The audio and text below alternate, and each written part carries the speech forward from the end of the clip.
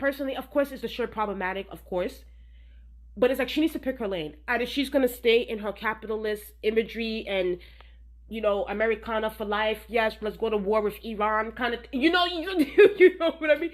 And you're gonna stay there in that lane, but don't play both sides. Don't do the whole Black Panther, anti-colonial. Because if you're gonna be saying all that, then you're gonna need to be you need to be against the duopoly system in this country. You need to be against imperialism. You need to be speaking like, because let's be very clear. Malcolm X was for the Palestinian Revolution. He was for the Palestinians. Y'all need to go look that up. So it's like, and on top of that, I don't think Malcolm X will be repping a shirt saying having American white soldiers in the front and having the evil Native Americans in the back. Buffalo. What was it called? Buffalo Soldier or something like that. So it's like, you need to pick your side. Either you're gonna be anti-capitalist and repping socialist ideals and ideology and being on the left and fighting for people, fighting for the working class and stuff like that, or you're gonna be capitalist.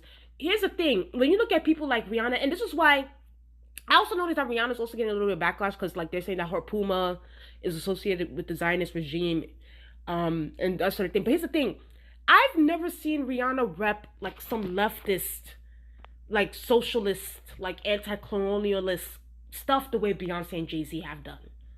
So that's why it's like, in a way, I do notice that there's some beehives that feel like, oh, well, Rihanna doesn't get the same amount of backlash that Beyonce gets. So why? And I'm like, Rihanna's never really dibbled and dabbled like that in some Black Panther stuff, in some Black Panther imagery. That's why at least we can claim that Rihanna's being a full capitalist. She's always been that.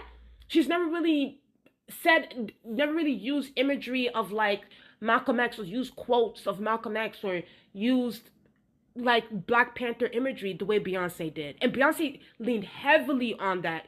We need to be honest. She leaned heavily on that in 2017, 2018. Especially 2020 when the whole Black BLM protests were going on.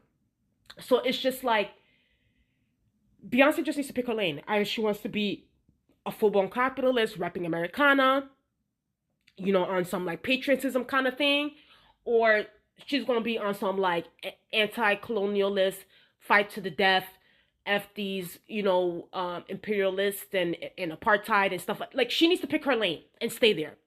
And clearly, from what I'm seeing, she wants to stay in that capitalist lane. So it's like, if you're going to stay in that capitalist lane, then stay there.